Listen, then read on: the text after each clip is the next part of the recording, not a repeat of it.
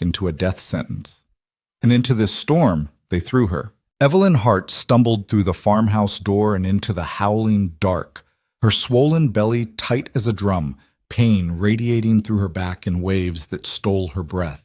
She turned back once, hand outstretched toward the golden lamplight spilling from the windows, toward the warmth she could still feel on her skin.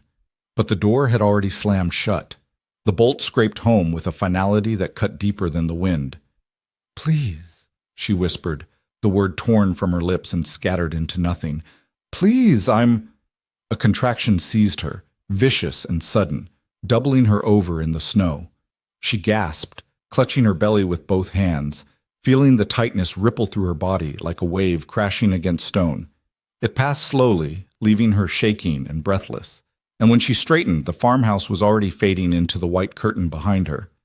They had waited until she was weak, until the baby was coming and she couldn't fight back. Thomas's mother had stood in the doorway with her thin mouth pressed into a hard line, her eyes cold as January ice. "You're not his widow," the old woman had said, each word deliberate and sharp. "You were never his wife in the eyes that matter. That baby isn't heart blood, and you'll get nothing from this family. Nothing." Evelyn had tried to speak, tried to explain that Thomas had married her in town, that the certificate was real, that the baby was his. But another contraction had hit her then, stealing her voice, and Thomas's brother had grabbed her by the arm and dragged her to the door. She'd fought, clawing at the doorframe, but he was twice her size and fury made him strong. He'd shoved her into the snow and slammed the door before she could scream. Now the storm swallowed her whole. She forced herself forward, one foot dragging after the other, her thin dress already soaked through and clinging to her skin. She had no coat, no shawl. The Harts had taken everything when Thomas died 3 months ago. His clothes, his tools, even the quilt her mother had sewn for the baby. All she had was the dress on her back and the child in her belly, and both were about to be buried under 6 feet of snow. The road was supposed to be here. She thought she was following it, but the snow had erased every landmark, every fence post, every familiar shadow. The world had become a featureless void of white and cold and wind, and Evelyn was alone in the center of it, her body betraying her with every step. Another contraction gripped her, harder this time, lasting longer. She dropped to her knees in the snow, gasping, tears freezing on her cheeks. The pain was enormous, all-consuming, a living thing that wrapped around her spine and squeezed until she couldn't breathe. She felt something shift inside her, felt the baby drop lower, and terror flooded through her so sharp it cut through the cold. Not here, not now, not like this. Not like... But her body didn't care what she wanted. It had its own rhythm, its own brutal timeline, and it was moving forward whether she was ready or not. When the contraction released her, she tried to stand, but her legs wouldn't hold her.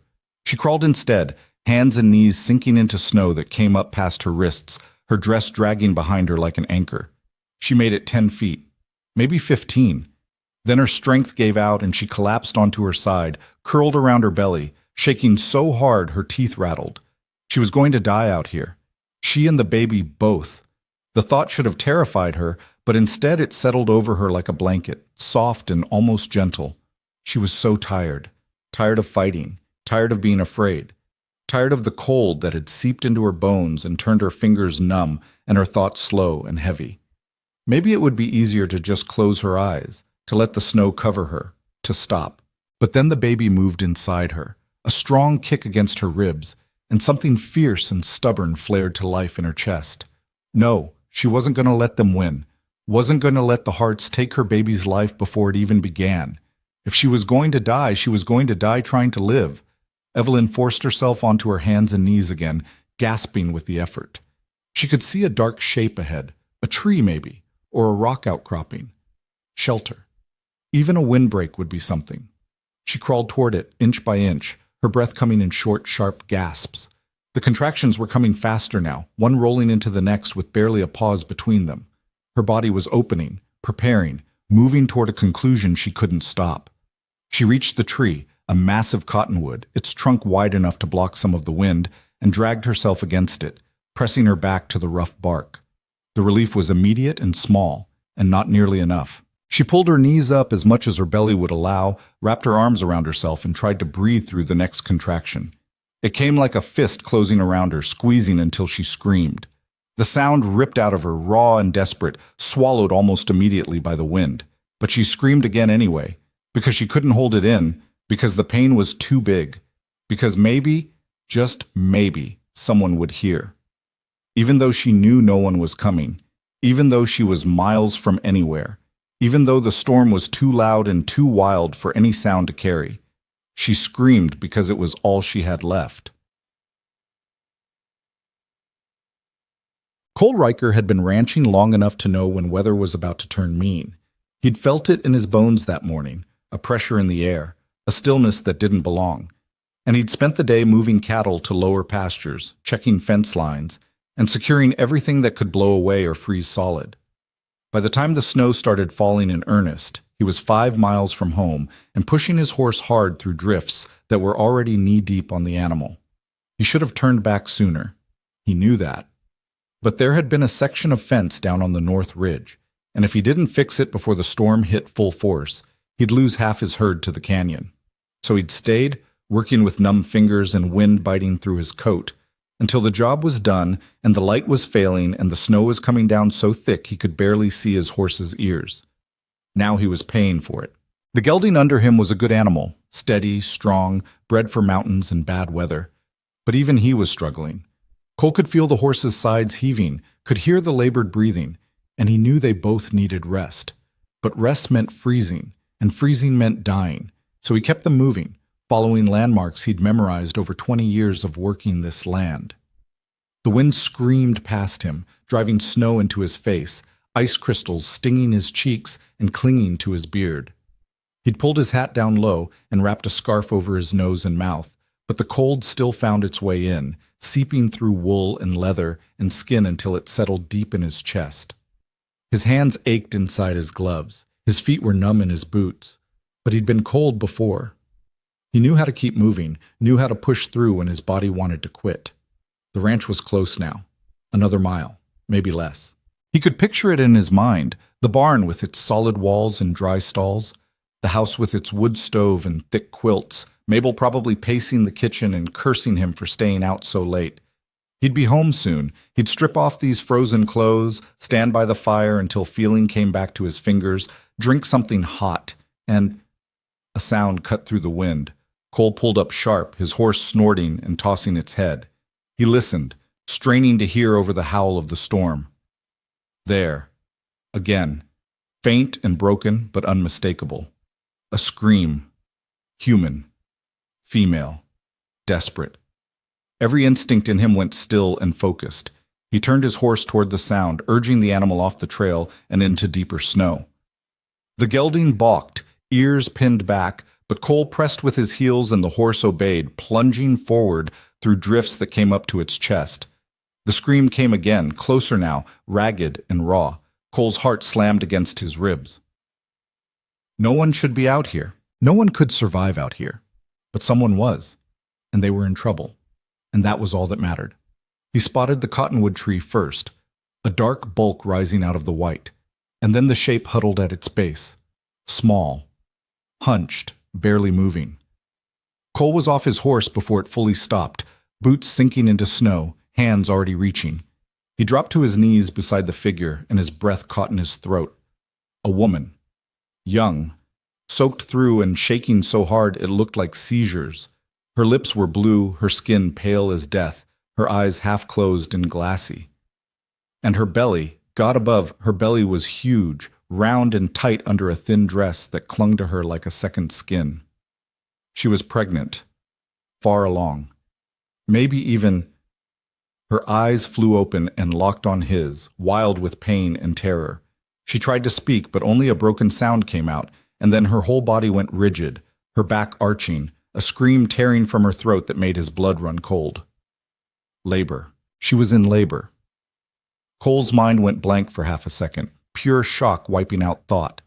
Then training kicked in, the kind of training that came from 20 years of birthing calves and foals, from handling emergencies alone on a mountain ranch, from knowing that hesitation killed and action saved lives.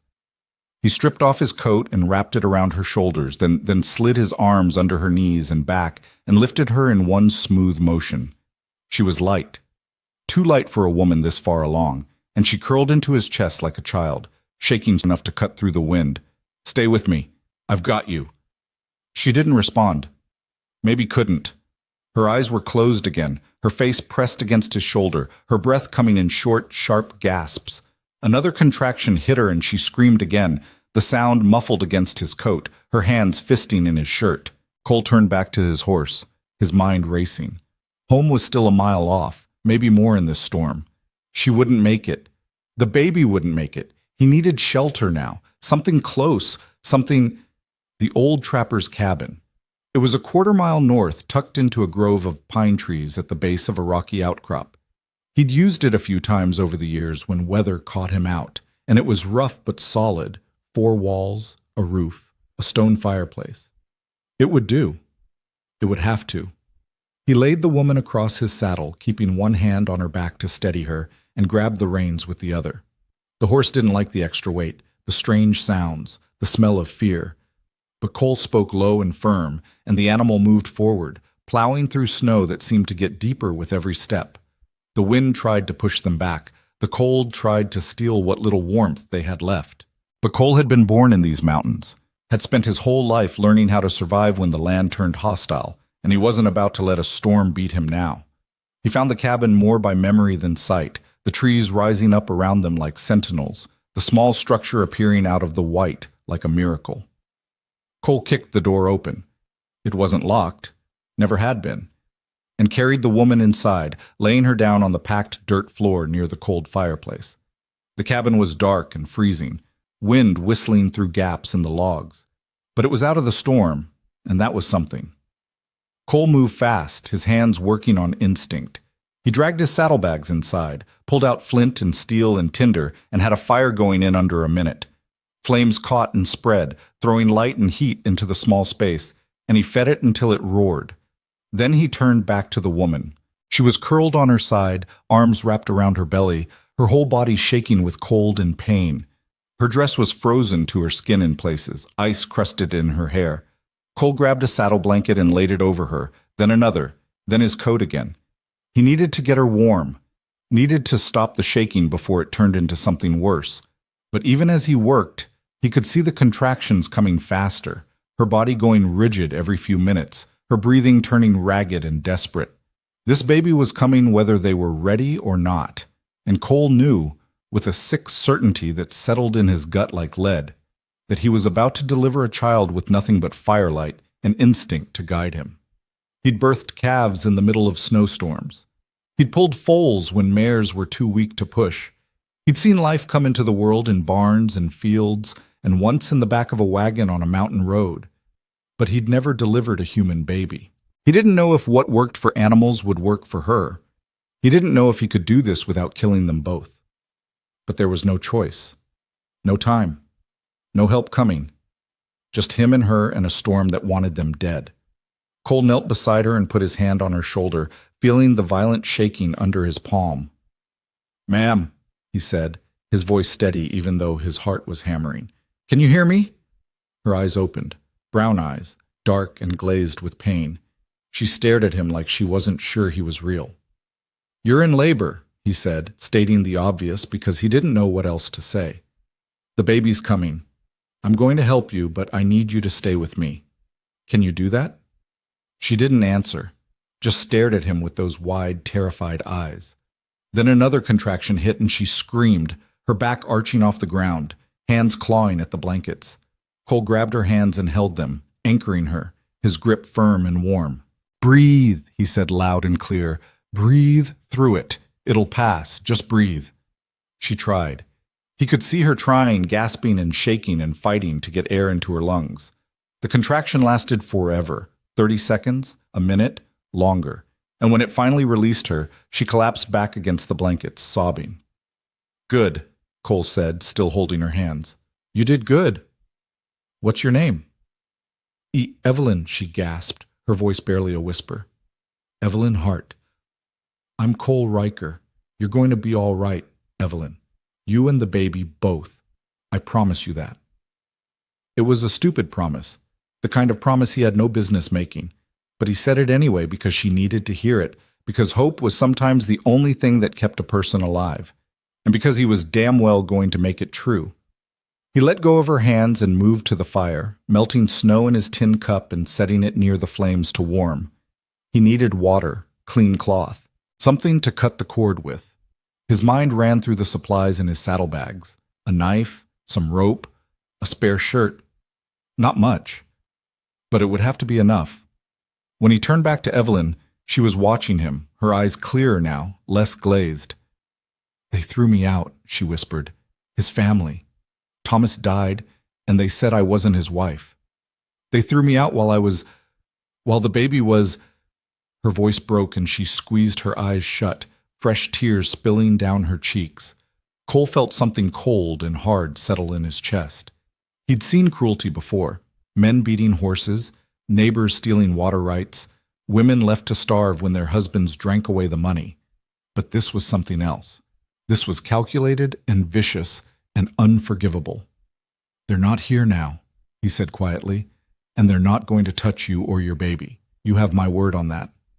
Evelyn opened her eyes and looked at him, really looked at him, and something in her expression shifted. Not trust, not yet. But maybe the beginning of it, the smallest spark of hope in the dark. Then her face twisted, and another contraction slammed into her, and there was no more time for words. Cole stripped off his gloves and rolled up his sleeves, his hands already moving with purpose.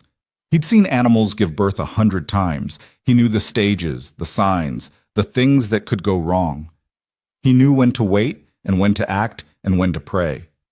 But animals didn't scream the way Evelyn was screaming, didn't look at him with eyes that held terror and pain and desperation all at once, didn't make him feel like the weight of 2 lives was balanced on his hands, and one wrong move would send them both crashing down. "You're doing good," he told her, keeping his voice calm even though his heart was racing. "Real good. I need you to keep breathing, keep fighting. This baby wants to meet you." Evelyn gasped and nodded, her hands fisting in the blankets. Another contraction came, and another, each one harder and closer than the last.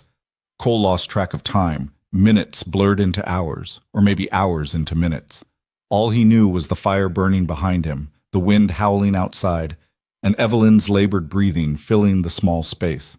He checked her between contractions, trying to remember everything he'd seen, everything he'd done with animals. The baby was coming, he could tell that much, but something wasn't right. Evelyn was exhausted, shaking with cold and pain, her strength fading with every push. "Come on," Cole said, his voice firm. "You've got more in you, I know you do. One more push. Give me one more." "I can't," Evelyn sobbed. I can't. "Yes, you can." Cole moved closer, his hand on her shoulder, his eyes locked on hers. "You're strong enough to walk through a blizzard while carrying a baby. You're strong enough to do this. Now push." She did. With everything she had left, she pushed, screaming through clenched teeth, her whole body straining, and suddenly Cole saw it. The baby's head, dark hair slick with fluid, emerging into the firelight. "That's it," he breathed. "That's it, Evelyn. Again. One more." Evelyn pushed again, and the baby slid free into Cole's waiting hands. A boy, small and slippery and perfect. For one horrible moment, the child didn't move, didn't cry, just lay still and silent in Cole's palms. Then the baby gasped, his tiny chest expanding, and let out a thin, warbling cry that was the most beautiful sound Cole had ever heard. Cole laughed, a short, breathless sound that was half relief, half disbelief. He grabbed his spare shirt and wiped the baby clean as best he could, wrapping him tight in the cloth. The cord was still attached, pulsing with blood, and Cole pulled out his knife, held it in the flames until it glowed, then cut through the cord with one quick motion. He tied it off with a piece of rope, his hands shaking now, adrenaline finally catching up with him. Then he turned back to Evelyn and placed the baby in her arms. She stared down at her son, her face wet with tears, her hands trembling as she touched his tiny fingers, his dark hair, his perfect little face. "He's alive," she whispered. "He's alive." "He's alive," Cole agreed, his voice rough. "And so are you." Evelyn looked up at him, and for the first time since he'd found her, she smiled. It was small and exhausted and broken, but it was real. "Thank you," she said. "Thank you." Cole nodded, not trusting himself to speak. He turned away and busied himself with the fire, feeding it more wood, melting more snow for water. His hands were still shaking, his heart was still pounding. He felt hollowed out and raw, like he'd just lived through something that had changed the shape of him. Behind him, Evelyn was whispering to her baby, soft words Cole couldn't quite hear. The storm raged on outside, but inside the cabin, by the light of a crackling fire, a new life had begun. And Cole Riker, a rancher who knew cattle and horses and survival, who had never expected to deliver a child in a blizzard, who had never thought of himself as anything more than ordinary, had become something else entirely. A man who had heard a scream in a storm and refused to let it go unanswered. A man who had chosen to fight when it would have been easier to ride away. A man who had just saved 2 lives, and in doing so had unknowingly set in motion a future neither he nor Evelyn could yet imagine. The storm didn't break until dawn, and by then Cole had learned more about suffering and resilience than 20 years of ranching had ever taught him. He'd kept the fire burning through the night, feeding it log after log while Evelyn drifted in and out of sleep, her baby pressed against her chest under layers of blankets. Every hour he'd checked on them both, watching the rise and fall of their breathing, making sure the cold hadn't found a way through his makeshift shelter. When the first gray light filtered through the gaps in the cabin walls, the wind had finally died to a whisper. Cole stood at the door, looking out at a world transformed into something unrecognizable. Snow had buried the landscape in drifts taller than a man, erasing trails and landmarks, turning familiar territory into alien ground.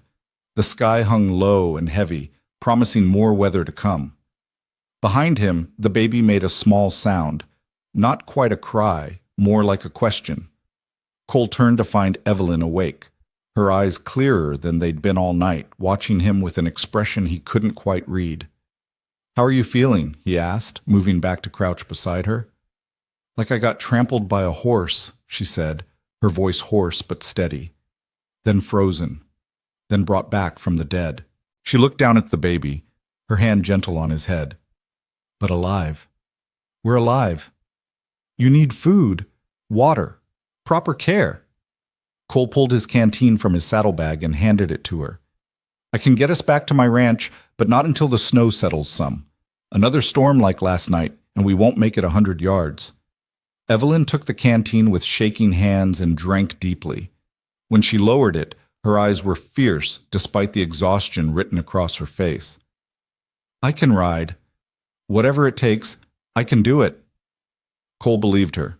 He'd seen what she was made of in those brutal hours of labor, seen her fight when most people would have surrendered, but belief didn't change facts, and the facts were simple. She'd just given birth in a freezing cabin, she'd lost blood, and she was weak whether she wanted to admit it or not. "We'll wait till noon," he said. "Give the weather a chance to clear and give you a chance to get some strength back." He reached into his saddlebag and pulled out a strip of dried beef and some hardtack. "It's not much, but it'll help." She took the food without argument and ate slowly, mechanically, her attention mostly on the baby.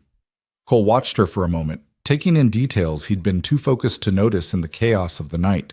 She was young, early 20s maybe, with dark hair that hung in tangled waves around her face and eyes that had seen too much grief for someone her age.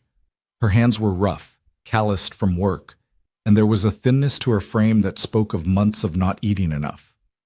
The dress she wore was simple cotton, cheap fabric that had probably been nice once but was now stained and torn. No coat, no shoes that he could see, nothing that suggested she'd planned to be outside at all, let alone in a blizzard. "They threw me out," she'd said. "His family said I wasn't his wife." Cole felt that cold anger settle in his chest again, the kind that didn't burn hot but stayed frozen and sharp. He'd met men like that before, men who cared more about pride and property than about decency, men who'd turn a pregnant woman out into a storm rather than acknowledge what was right in front of them. "The baby needs a name," he said, changing the subject before his thoughts could darken further. Evelyn looked down at her son, her expression softening. "Samuel," she said quietly, "after my father, Samuel Hart." She paused, then added with a bitter edge, "Though the Harts would say he has no right to that name." "The Harts aren't here," Cole said flatly, "and they don't get a say. You're his mother. You choose his name." Something in Evelyn's face shifted. a wall coming down just slightly, revealing the vulnerability beneath. "Why did you help me?" she asked. "You don't know me. You didn't have to stop." Cole was quiet for a moment, thinking about how to answer that. The truth was simple, but hard to explain. He'd heard a scream in a storm, and his body had moved before his mind could question it. He'd seen a woman dying and couldn't have ridden away if someone had put a gun to his head. It wasn't nobility or heroism. It was just what you did. What any decent person should do. "Couldn't leave you out there," he said finally. "Wouldn't have been able to live with myself." Evelyn studied him with those dark, careful eyes. "Most men would have." "Then most men are cowards." She almost smiled at that, a flicker of something that might have been humor if it had room to breathe past the exhaustion and pain. But the moment passed quickly, replaced by worry that creased her forehead. "Your ranch," she said, "your family. They'll be worried about you." "No family," Cole said. "Just me and my housekeeper, Mabel Crow. And she's used to me being late in bad weather. She'll fuss and curse, but she won't be surprised." "No wife?" "No." The word sat between them for a moment, simple and complete. Evelyn nodded slowly, processing this information, though what she made of it Cole couldn't tell. She shifted slightly, wincing as she moved, and the baby stirred against her chest, making those small, questioning sounds again. "He's hungry," Evelyn said, a note of panic creeping into her voice. I haven't." "It's all right," Cole said quickly. "Your body knows what to do. Just let him try." He turned away, giving her privacy, and busied himself with checking his horse and preparing for the ride ahead. Behind him, he could hear Evelyn's soft murmurs to Samuel, could hear the baby's fussing turn to quiet, and he felt something loosen in his chest. They were going to be all right. Both of them. He'd make sure of it. By noon, the sky had lightened to a pale gray and the snow had stopped falling. Cole saddled his horse and helped Evelyn onto its back, settling her sideways with Samuel wrapped tight against her chest. He'd given her his coat again despite her protests, and he'd fashioned a sling from a saddle blanket to keep the baby secure. It wasn't perfect, but it would do. He led the horse on foot, breaking trail through snow that came up to his thighs in places. The cold bit through his shirt and vest, but he ignored it, focusing instead on finding the safest path, on avoiding drifts that could hide holes or fallen logs. Evelyn didn't complain once, though he could see her swaying with exhaustion, could see her arms tightening around Samuel every time the horse stumbled. It took 3 hours to cover what should have been a 40-minute ride. By the time the ranch came into view, barn and house rising out of the white landscape like a promise. Cole's legs were shaking and his lungs burned from the cold air. But they'd made it. They were home. The front door flew open before they'd even reached the porch, and Mabel Crow came charging out into the snow, her gray hair flying loose from its usual tight bun, her face a mixture of fury and relief. "Cole Riker, you damn fool! I thought you were frozen solid somewhere on that north ridge." She stopped short when she saw Evelyn on the horse, her eyes going wide. "What in the name of— is that a woman? Is she hurt?" "She needs help," Cole said, his voice rough from hours of not speaking.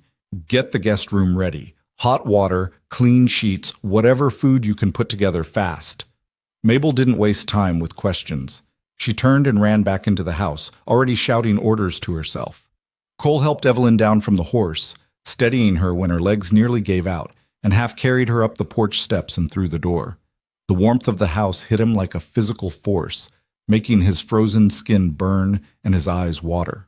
He got Evelyn into the guest room just as Mabel came bustling in with an armful of quilts and a basin of steaming water.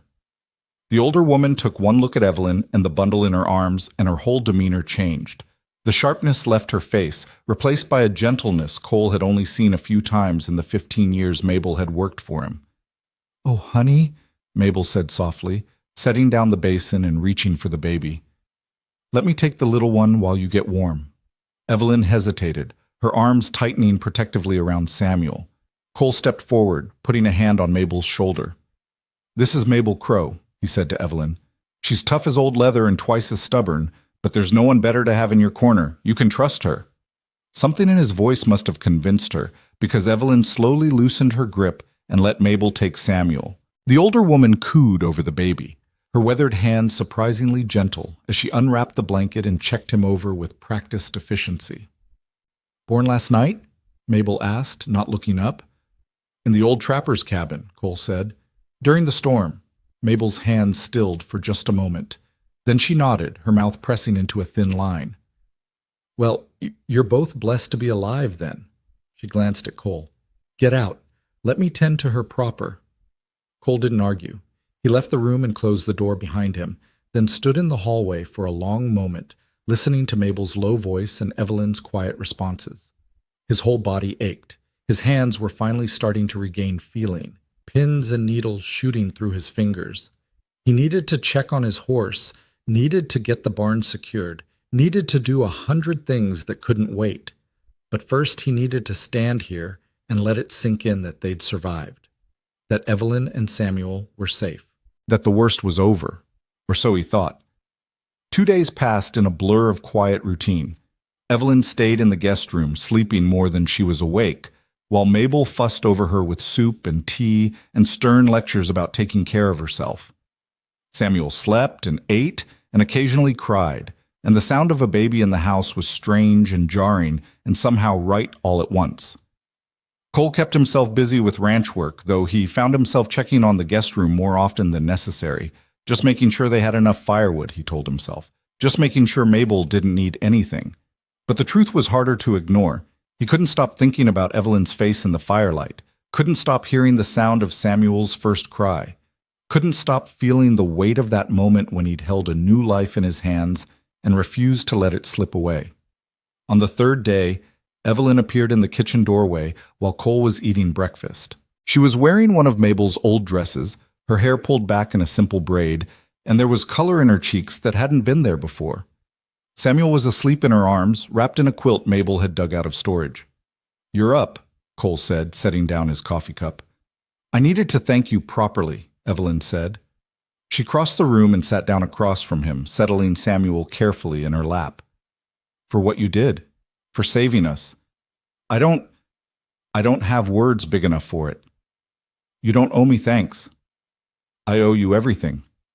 Her voice was steady, but her eyes were bright with emotion. You could have ridden past. You could have left us in that cabin, but you didn't. You brought us here. You've given us shelter and food and safety, and She stopped, swallowing hard. I won't forget it. Ever. Cole shifted in his chair, uncomfortable with the weight of her gratitude. What are your plans? He asked, changing the subject. Do you have family somewhere? People who'll take you in? Evelyn's expression closed off, that wall coming back up. No, she said quietly. My parents died when I was 16. Thomas was all I had, and when he died, his family made it clear I wasn't welcome. I have nowhere to go. What about the law? They can't just throw you out if you were legally married. They burned the marriage certificate. Evelyn's voice was flat, matter of fact. Thomas and I married in town, but he kept the papers at the farmhouse. After he died, I asked for them, and his mother said they'd been destroyed. Said there was no proof we were ever wed, that I was just some woman he'd taken pity on. The town clerk might have records, but she trailed off, shaking her head. The Harts have money, influence. Who's going to believe me over them? Cole felt that cold anger stir again, sharper this time. You're telling me they stole your husband's property and threw you out with nothing? That's exactly what I'm telling you. And the sheriff? The court? Evelyn laughed, a bitter sound with no humor in it. The sheriff is James Hart's hunting partner. The judge is his second cousin. I learned real quick that justice isn't for people like me. She looked down at Samuel, her hand gentle on his head. All I want now is to keep my son safe. Everything else can burn for all I care. Cole studied her for a long moment, seeing the steel beneath the exhaustion, the fierce protectiveness that made her hold her baby just a little tighter. She reminded him of the Mustangs he'd seen in the high country, wild and wary, ready to bolt at the first sign of danger, but loyal to death once you earned their trust. You can stay here, he said, long as you need. Mabel can always use help around the house, and Lord knows I'm useless at anything domestic. You work, you earn your keep, and nobody bothers you. Fair enough? Evelyn stared at him like he'd just spoken a foreign language. You're offering me a job? I'm offering you a place to heal and figure out your next move. If that includes working, then yes. If not, the offer stands anyway. Why? The question came out sharp, almost accusatory. Why would you do this? You don't know me. I could be lying about everything. Are you? No? Then there's your answer. Evelyn shook her head slowly, her eyes searching his face for something. Doubt, maybe, or ulterior motives. Whatever she was looking for, she apparently didn't find it, because her shoulders sagged and she let out a long breath. I accept, she said quietly. And I'll work. I won't be a burden. Didn't think you would be. Mabel chose that moment to bustle into the kitchen, carrying a basket of eggs and muttering about hens being stubborn in the cold. She stopped when she saw Evelyn at the table, and her face softened. About time you came out of that room, she said. I was starting to think you'd forgotten how to walk. I wanted to thank Cole, Evelyn said. Good. Now you can thank him by eating something more than broth. Mabel set down the eggs and pulled a skillet from the rack. I'll make breakfast, and you'll sit there until every bite is gone. No arguments. Evelyn looked at Cole, something like amusement flickering across her face. She always this bossy? Always, Cole confirmed. Best to just surrender early. And so Evelyn stayed. The days fell into a rhythm that felt both strange and natural. Evelyn took over the kitchen work, insisting on earning her place despite Mabel's protests that she should be resting. She learned where things were kept, how Cole liked his coffee, which of Mabel's recipes were safe to modify and which were sacred. Samuel grew stronger, his cries louder and more insistent, and the sound of him became part of the ranch's background noise along with the wind and the cattle and the creak of old wood settling. Cole found himself adjusting to their presence in ways he hadn't expected. He started coming in for lunch instead of eating in the barn. He began washing up before dinner without being asked. He caught himself listening for Samuel's cries in the night, ready to help if Evelyn needed it, though she never called for him. And he watched Evelyn herself change as the days passed. The haunted look faded from her eyes. The tightness in her shoulders eased. She smiled more. Small smiles at first, barely there, but real. She laughed at something Mabel said one afternoon, a genuine sound that filled the kitchen with warmth, and Cole realized with a start that he'd been waiting to hear it. But beneath the healing, there was still fear. He could see it in the way she tensed whenever hoofbeats sounded on the road, in the way she kept Samuel close at all times, never letting him out of her sight, in the way she'd sometimes stand at the window staring out at the snow-covered landscape like she was waiting for something terrible to appear on the horizon. 3 weeks after the blizzard, that something came. Cole was in the barn checking on a mare who'd gone lame when he heard the sound of horses and voices in the yard. He walked out to find 2 men dismounting, one tall and heavy-set with a thick beard, the other lean and sharp-featured with cold eyes. Both wore expensive coats and rode good horses, and there was an air of entitlement about them that set Cole's teeth on edge. "Help you, gentlemen?" he asked, keeping his tone neutral. The heavy-set man turned, looking Cole up and down with barely concealed disdain. "We're looking for a woman," he said. "Young, dark hair, heavily pregnant last time we saw her. Goes by Evelyn Hart, though she's got no right to that name." Cole's blood went cold. "What's your business with her?" "Family business." The sharp-featured man spoke this time, his voice clipped and arrogant. "She stole property from our household and fled. We've come to collect what's ours." "Stole property," Cole repeated slowly. "That what you call a woman's belongings now?" "We call it theft when someone takes what doesn't belong to them." The heavy-set man, James Hart, Cole realized, putting together the family connection, stepped closer. "We have reason to believe she came this way during the storm. If you're harboring her, you're breaking the law." "Funny thing about the law," Cole said, his voice dropping to something quiet and dangerous.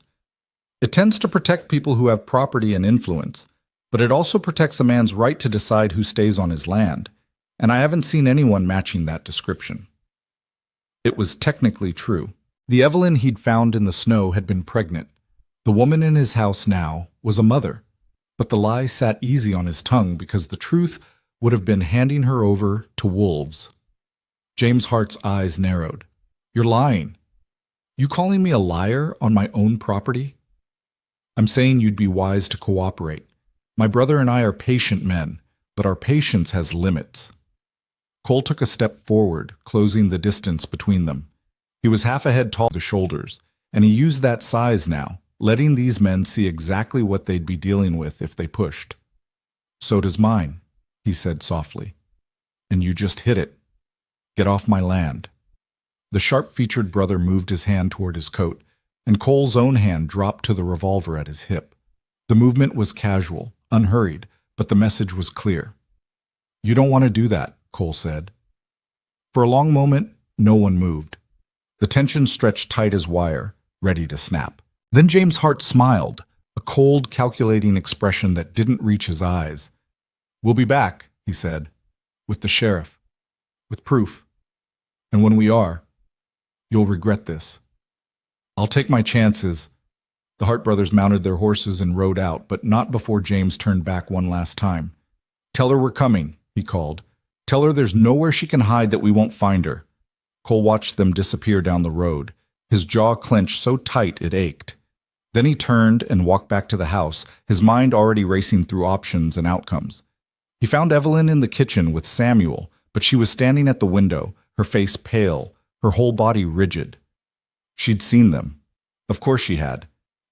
"They're coming back," she whispered. "They'll take him. They'll take Samuel, and I'll never—" "Hey!" Cole crossed the room and gripped her shoulders, making her look at him. "Listen to me. They're not taking anything. Not Samuel, not you, not a damn thing from this ranch. You understand? You can't stop them. They have money, they have influence, they have— And I have a rifle and 20 years of not backing down from bullies." His voice was firm, steady, anchoring her. "We'll figure this out. But you have to trust me." Evelyn stared at him, tears streaming down her face, holding her baby so tight it was a wonder he didn't cry. "Why?" she asked again, desperate this time. "Why are you doing this?" Cole didn't have a good answer, didn't have words for the way something had shifted inside him that night in the cabin, the way saving her life had somehow become tangled up with his own, the way the thought of the Hart brothers taking Samuel made him want to burn the world down. So instead of answering, he just said, "Because it's right, and because I'm not letting them win." And in that moment, standing in the warm kitchen with snow falling outside and a baby crying softly between them, something unspoken passed between Cole Riker and Evelyn Hart. Not love, not yet, but the beginning of something deeper than gratitude and stronger than obligation. The beginning of a bond that would be tested by law and cruelty and the bitter weight of injustice. A bond that would either save them both or destroy everything they were trying to build. The sheriff arrived 2 days later with the Hart brothers and a piece of paper that was supposed to make everything legal. Cole met them at the property line, rifle resting in the crook of his arm, his expression carved from stone. Sheriff Douglas Warren was a big man gone soft around the middle, with a florid face and eyes that couldn't quite meet Cole's. He held up the paper like it was a shield. "Got a warrant here, Cole. Says I got the right to search your property for stolen goods and a woman wanted for theft." "Theft of what, exactly?" Cole asked. James Hart pushed forward, his face red with anger. "A silver locket, 2 dresses, and a quilt. All property of the Hart household. She had no right to take them when she left." "When she left?"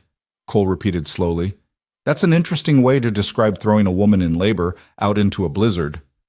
"We asked her to leave our property," the other Hart brother said, his voice cold. "What she chose to do after that was her own business." Cole looked at the sheriff. "You believe this horse shit, Doug?" Warren shifted uncomfortably. "Don't matter what I believe. I got a warrant signed by Judge Morrison. I have to execute it." "Then execute it, but you're not taking anything or anyone off this property without me present, and you sure as hell aren't taking a mother and baby anywhere in this weather." The sheriff nodded, looking almost relieved. "Fair enough. Let's get this done." They rode up to the ranch together, a grim procession that made Cole's stomach turn. Mabel met them at the door, her face set in an expression that could have frozen fire. Behind her, barely visible in the hallway, Evelyn stood holding Samuel, her eyes wide with terror. "Mrs. Crow," the sheriff said, tipping his hat, "I need to search the premises." "Over my dead body," Mabel said flatly. "Mabel," Cole's voice was quiet but firm. "Let them in. Let them look. They won't find what they're claiming to look for because it doesn't exist." Mabel stepped aside with obvious reluctance. The sheriff and the Hart brothers entered, tracking snow across the clean floors, and began a search that was more performance than investigation.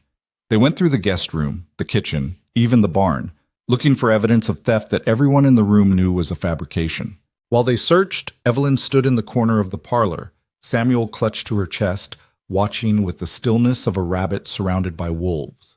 Cole positioned himself between her and the Hart brothers, his presence a clear barrier they'd have to cross to reach her. James Hart finally stopped in front of Evelyn, studying her with cold calculation. "You're looking well," he said. "Better than you looked that night. What was it you said? That you were dying? That we were murdering you?" He smiled without warmth. "Seems you survived just fine." "No thanks to you," Evelyn said, her voice shaking but defiant. "We offered you charity, a place to stay until the baby was born. But you insisted on claiming rights you didn't have, property that wasn't yours." James gestured at Samuel. "That child is Hart blood. He deserves to be raised in a proper household, not by a woman with no means and questionable morals." Something snapped in Cole's chest. He stepped forward, putting himself directly in James Hart's space, close enough that the other man had to tilt his head back to meet his eyes. "Say one more word about her morals," Cole said very quietly, "and I will throw you through that window, warrant or no warrant." The sheriff moved between them, hands raised. "All right, that's enough. We've searched the property and found nothing. The warrant's been executed. We're leaving." "Not without what we came for," the other Hart brother said. "She's here. She admitted it. That's enough for—" "For what?" Mabel cut in, her voice sharp as a blade. "For you to drag a woman and a 3-week-old baby out into the cold based on accusations you can't prove? On theft charges for items you can't even prove existed?" She turned to the sheriff. "Doug Warren, I've known you since you were in short pants. Your mother would be ashamed of you right now."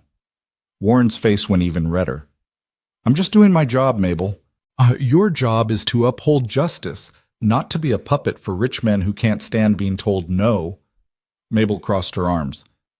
"Now, unless you plan to arrest everyone in this house, I suggest you take these gentlemen and leave." The sheriff looked at Cole, then at Evelyn, then at the Hart brothers.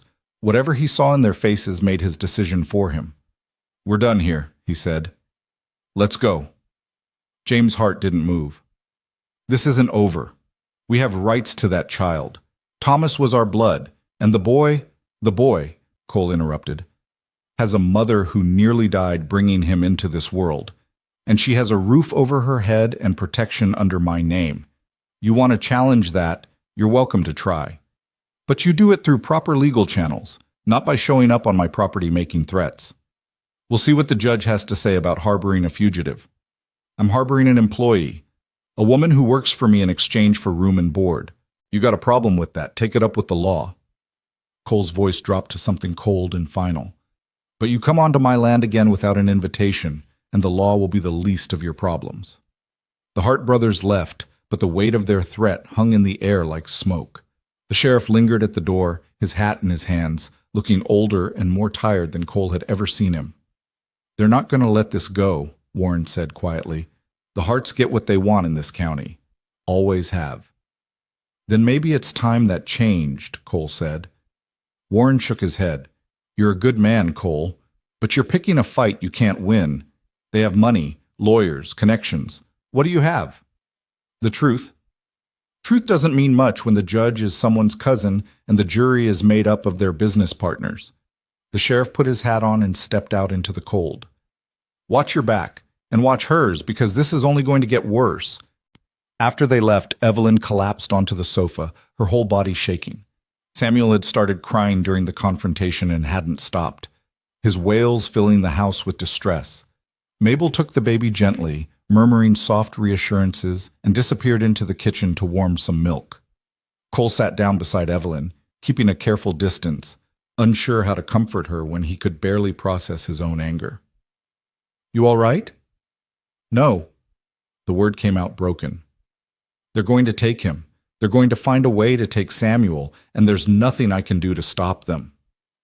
"There's plenty we can do." "We?"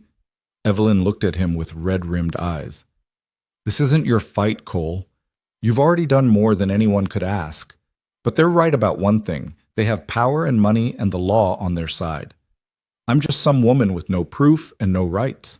How am I supposed to fight that?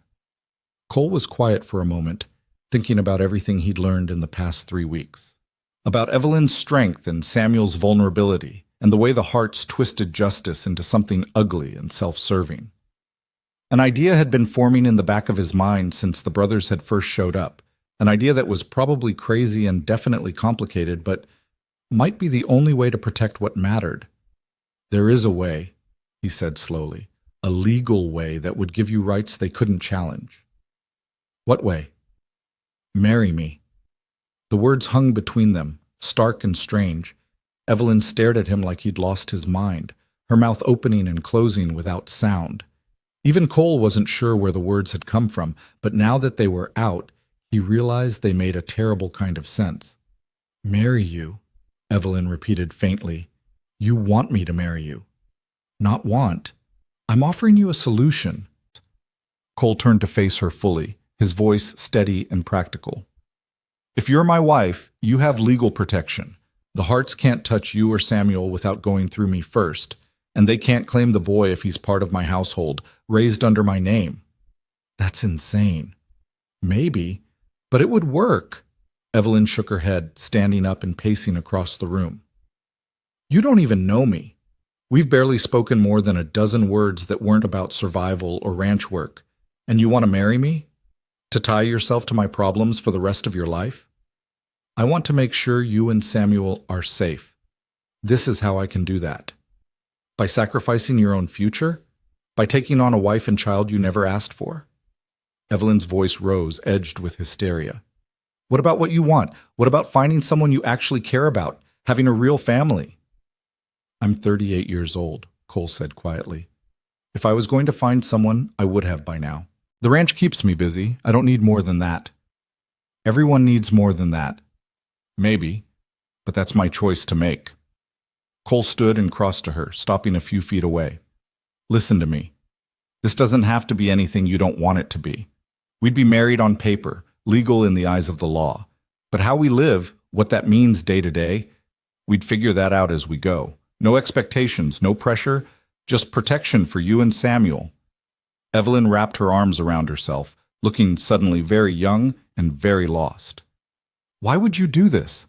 Give up your freedom, your chance at a real marriage for people you barely know.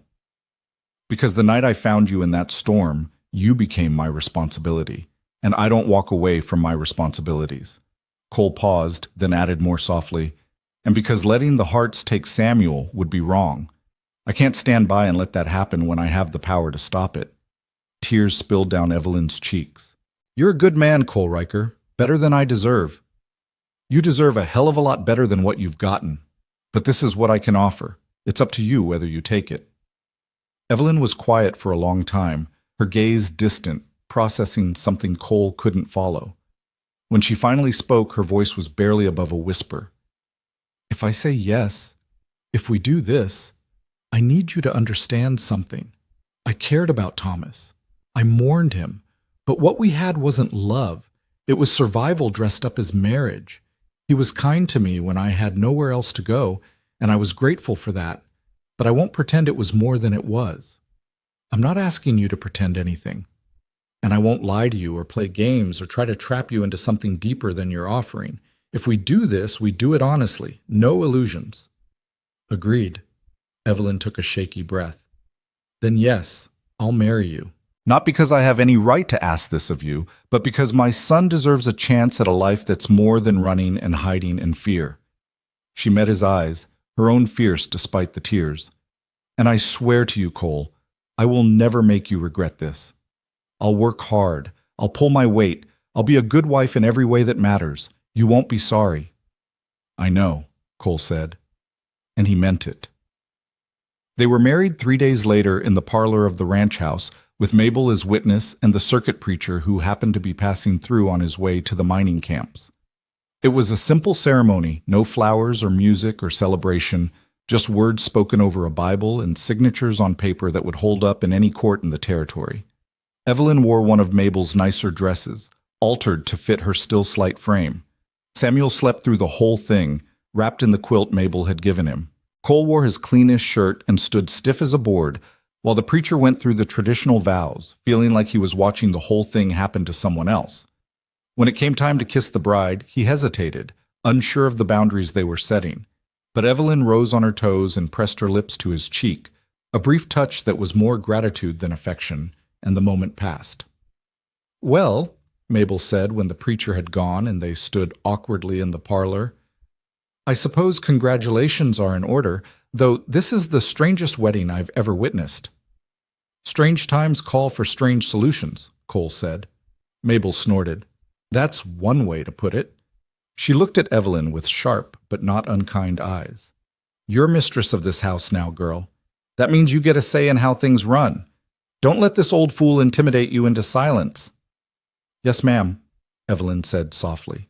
That night, Cole gave Evelyn the master bedroom and moved his things into the smaller room down the hall. She'd protested, said he shouldn't give up his own bed, but he'd insisted.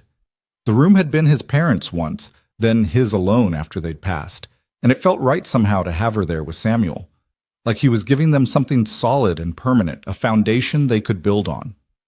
He lay awake for hours that first night, listening to the unfamiliar sounds of a baby in the house, of Evelyn's soft footsteps as she walked Samuel through a bout of crying. The ranch had been quiet for so long, just him and Mabel and the rhythms of work and weather. Now everything felt different, charged, like the whole place was holding its breath, waiting to see what came next. The Hart brothers came back exactly 1 week after the wedding, this time with a lawyer in tow. Cole met them at the door, Evelyn standing just behind him, her left hand prominently displaying the simple gold band he'd placed there during the ceremony. "Mrs. Riker," James Hart said, his voice dripping with false courtesy. "How lovely to see you looking so well." "It's Mrs. Riker now," Cole corrected. "My wife, legally married and legally protected under my name." The lawyer, a thin man with spectacles and a briefcase, stepped forward. "We're prepared to challenge the legitimacy of this marriage. It's clearly a fraud designed to circumvent my client's legal rights to their nephew." "Their nephew," Evelyn said, her voice steady despite the way her hand trembled against Cole's arm, "is my son. Born of my body, carried by me, nearly killed me bringing him into this world. They have no rights to him." "They have every right," the lawyer countered. "Thomas Hart was the father, making the child a legal heir to the Hart estate. Your marriage to Mr. Riker doesn't change that." Actually," Cole said, pulling a folded paper from his pocket, "it does. This is an adoption document, signed and witnessed, making Samuel legally my son. Not just in name, but in law. Which means the Harts have no more claim to him than they do to any other child in this county." He'd filed the papers the day after the wedding, riding into town through a snowstorm to make sure everything was legal and binding. The clerk had looked at him like he'd lost his mind, but the law was the law, and there was nothing in the books that said a man couldn't adopt his wife's child. James Hart's face went purple with rage. "You can't do this. You can't just steal our family's legacy." "I'm not stealing anything. I'm protecting my family." Cole's voice was ice. "Now get off my property before I make you leave." The lawyer started to speak, but James Hart cut him off with a sharp gesture. "This isn't over," he snarled. "We'll take this to every court in the territory if we have to. We'll prove this marriage is a sham, that you're conspiring to defraud us of our rights. And when we do, we'll take that boy and you'll never see him again." "Try it," Cole said. "But while you're wasting your money on lawyers and judges, Samuel's going to be right here, growing up safe and loved and protected. And every day that passes, he becomes more mine and less yours." They left in a fury of threats and promises, but Cole knew it wasn't finished. The Harts had tasted defeat, and it had only made them more determined. They'd be back with more lawyers, more warrants, more ways to twist the law into a weapon. But for now, Samuel was safe. Evelyn was safe. And Cole had made them a promise he intended to keep, no matter what it cost him. Over the following weeks, something unexpected began to happen. The marriage that had started as a legal convenience slowly began to take on weight and substance. Cole and Evelyn fell into routines that felt less like strangers cohabiting and more like partners building something together. She learned how he took his coffee and had it ready when he came in from morning chores. He learned when Samuel's fussy periods were and made himself scarce so she could tend to the baby without an audience. They talked more, cautious conversations at first, feeling out the boundaries of their arrangement. Evelyn told him about growing up in a sodbuster's cabin in Nebraska, about losing her parents to fever, about the loneliness that had made Thomas's proposal seem like salvation instead of the trap it had turned out to be. Cole shared stories about building the ranch from nothing, about the hard years and the good ones, about the satisfaction of creating something that would outlast him. Mabel watched it all with shrewd eyes and kept her opinions to herself, though sometimes Cole caught her smiling when she thought no one was looking. Samuel grew, changing almost daily in the way babies do. His eyes cleared to a deep brown like his mother's. His cries grew stronger, more insistent. He started focusing on faces, tracking movement, responding to voices. And Cole found himself drawn to the baby in ways he hadn't expected, spending evenings in the parlor watching Evelyn rock him, sometimes holding Samuel himself when she needed a break. The first time Samuel fell asleep in his arms, Cole felt something shift in his chest. This tiny life, so fragile and dependent, trusted him completely. And Cole realized that the adoption papers hadn't just been a legal maneuver. They'd been a promise, a commitment that went deeper than signatures on parchment. This was his son now, in every way that mattered, but peace never lasted long. The Harts filed their challenge in territorial court, claiming fraud and conspiracy, demanding custody of Samuel and seeking financial damages. Cole hired a lawyer, a sharp woman from Denver named Catherine Pierce, who specialized in family law and had a reputation for not backing down from powerful men. "They're going to dig into everything," Catherine warned during her first visit to the ranch. "Your finances, your character, your marriage. They'll try to prove Evelyn married you under false pretenses, that the adoption isn't valid, that you're unfit to raise a child." "Let them dig," Cole said. "They won't find anything that isn't true." "Truth doesn't always win in court, Mr. Riker, but we'll do our best." Catherine turned to Evelyn. "They're going to come after you especially hard. Your relationship with Thomas, the circumstances of his death, why you didn't fight for your rights sooner. You need to be prepared for that." Evelyn lifted her chin. "I'll tell the truth. All of it. Let them make of it what they will." The preliminary hearing was set for early spring, which gave them 2 months to prepare. 2 months of depositions and interviews and document gathering, 2 months of living with the knowledge that everything they'd built could be torn apart by a judge's decision. But it also gave them 2 months to become a family. And in the quiet moments between the fear and the preparation, in the evenings by the fire with Samuel between them and snow falling outside, Cole began to realize something that terrified him more than any court battle. He was falling in love with his wife, not the desperate, consuming kind of love that poets wrote about, but something quieter and deeper. The kind of love that grew from watching her gentle patience with Samuel, from the way she laughed at Mabel's dry humor, from the strength she showed in the face of impossible odds. The kind of love that made him want to protect her, not just from the Harts, but from every hurt the world could inflict.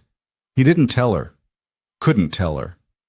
They had an agreement, boundaries they'd both accepted. Falling in love hadn't been part of the deal.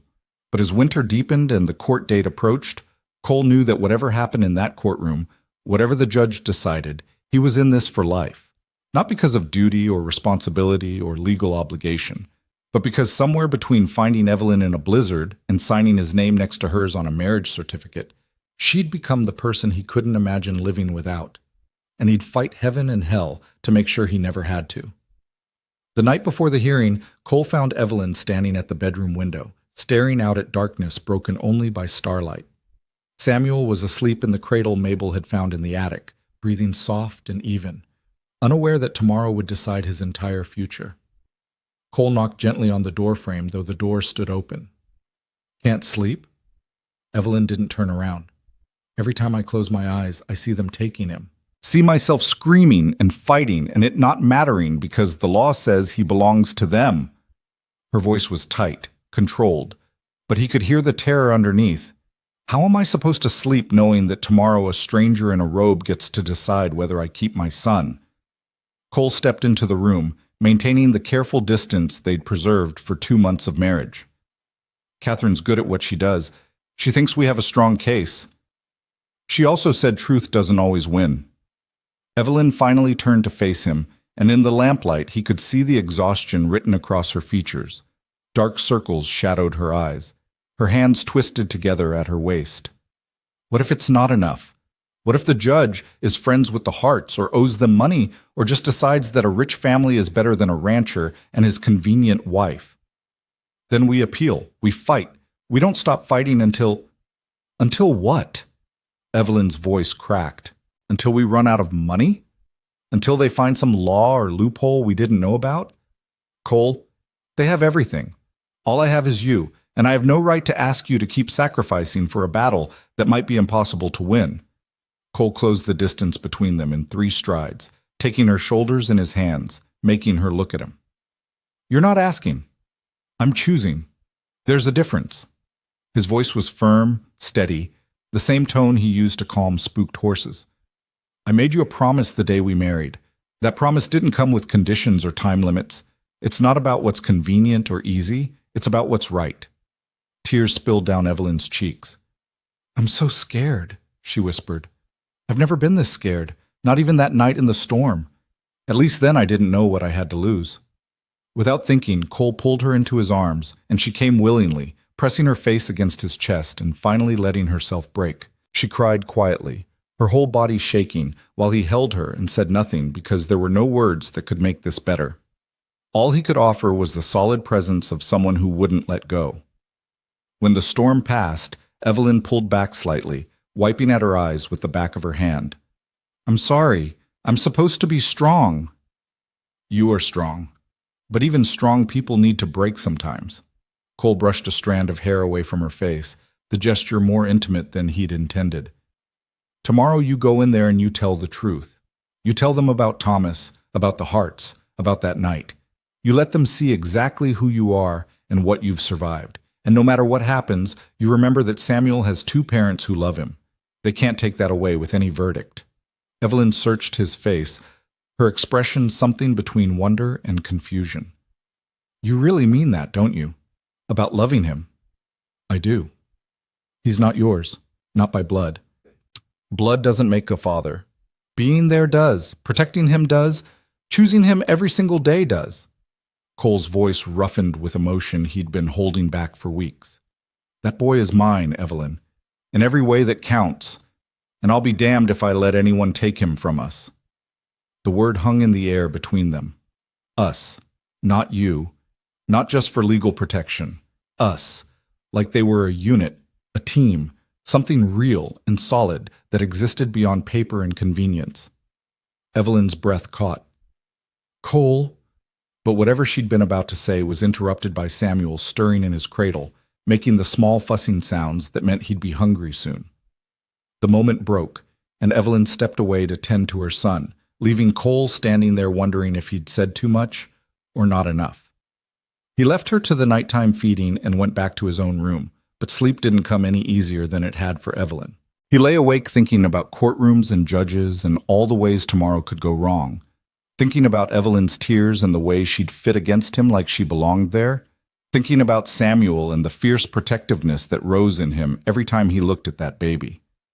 Somewhere in the darkest hours before dawn, Cole made a decision.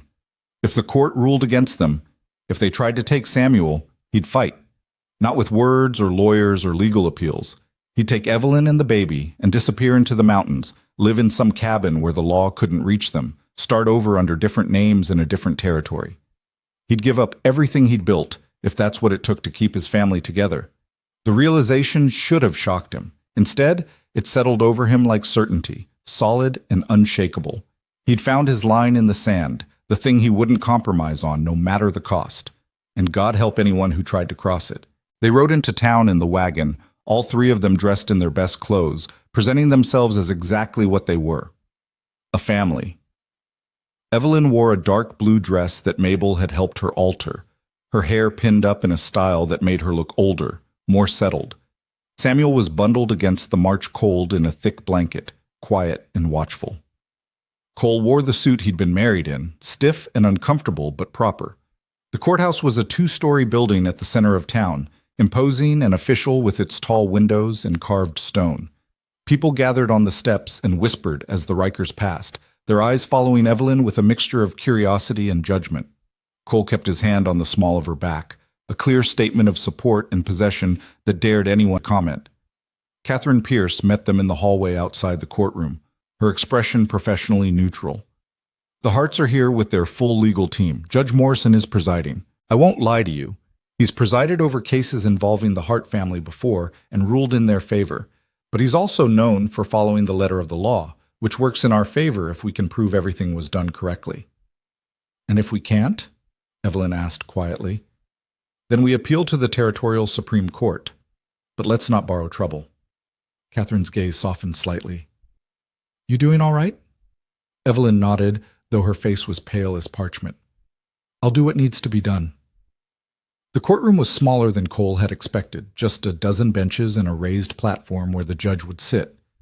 The Hart brothers were already seated with their lawyers, 3 men in expensive suits who looked like they'd never worked an honest day in their lives. James Hart caught Cole's eye and smiled, cold and confident, like he'd already won. Judge Morrison entered and everyone stood, then settled again as he arranged papers on his desk. He was an older man, gray-haired and stern-faced, with eyes that gave nothing away. We're here regarding the petition of James and William Hart to nullify the adoption of one Samuel Hart by Cole Riker and to grant custody of said minor to the petitioners. Mr. Blackwell, you may proceed. The Hart's lead lawyer stood, buttoning his jacket with practiced precision.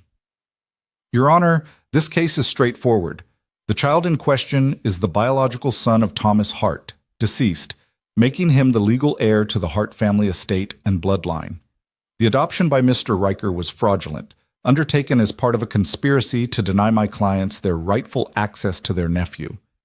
We have evidence that the marriage between Mr. Riker and the defendant was a sham, created solely to circumvent legitimate custody claims. Evidence? Judge Morrison asked. The marriage occurred mere weeks after the defendant arrived at Mr. Riker's ranch.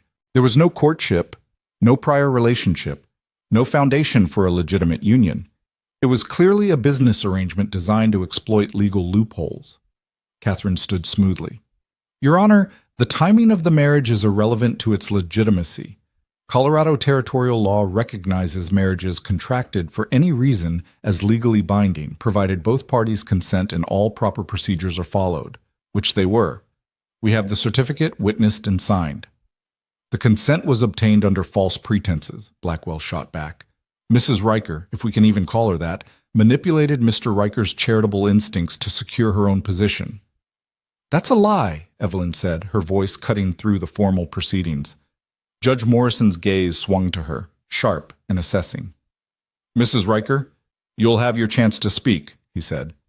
For now, I want to hear from Mr. Riker. Sir, please approach. Cole stood and walked to the witness stand, placing his hand on the Bible and swearing to tell the truth. Under Catherine's gentle questioning, he told the story simply and directly, finding Evelyn in the storm, delivering Samuel in the cabin, bringing them to the ranch, offering marriage as protection when the Harts came calling. And why did you offer marriage? Catherine asked. You could have simply let Mrs. Hart stay as an employee. Because I knew the Harts would keep coming, keep making claims, keep trying to take the boy. Cole looked directly at the judge. I'd seen what they were capable of. Throwing a pregnant woman out in a blizzard, lying about her legal status, coming onto my property with threats. I wasn't going to let them bully their way into taking a child from his mother. So you married her out of pity? Blackwell interjected. I married her to protect her. There's a difference. Did you love her when you married her? The question hung in the air, dangerous and exposing. Cole could feel Evelyn's eyes on him from across the room. He could see the trap Blackwell was laying. Admit he didn't love her, and the marriage looks like fraud. Claim he did, and it looks like a lie. I respected her, Cole said carefully. I admired her strength. I felt responsible for her welfare and the baby's. Love isn't always a lightning strike. Sometimes it's a choice you make and then live into. That's not an answer. It's the only answer I've got. Judge Morrison leaned forward. Mr. Riker, I'll ask you directly. Do you consider this a real marriage or a legal convenience? Cole didn't hesitate. It's real. Maybe it didn't start the way most marriages do, but it's real now. Evelyn is my wife. Samuel is my son. and I'll honor those commitments until I die, regardless of what this court decides. Something flickered in the judge's eyes. Respect, maybe, or at least recognition of sincerity. You may step down. Then it was Evelyn's turn. She took the stand with her head high, her hands folded in her lap to hide their shaking. Under Catherine's questioning, she told her story in a voice that wavered but never broke. Meeting Thomas at a church social, his proposal after a brief courtship, the marriage that had seemed like salvation, his unexpected death from pneumonia 3 months into her pregnancy.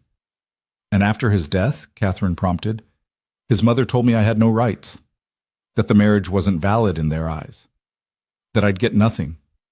Evelyn's voice hardened. She kept the marriage certificate, kept Thomas's possessions that should have been mine, made me work like a servant in exchange for a roof and food. And when the baby started coming, when I needed help the most, she had her sons throw me out. Into a blizzard, Catherine said, while you were in active labor. Yes. A murmur ran through the courtroom. Even the judge's expression tightened. Blackwell stood immediately. Your Honor, this is all hearsay and emotional manipulation.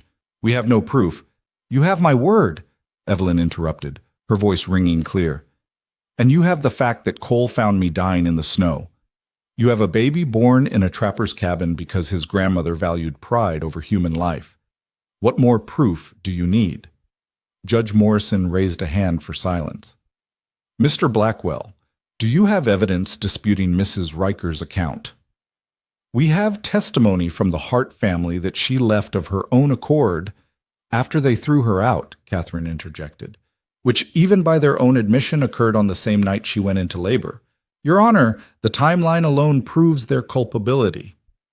The legal arguments went back and forth for another hour, dense with precedent and procedure. But Cole barely heard it.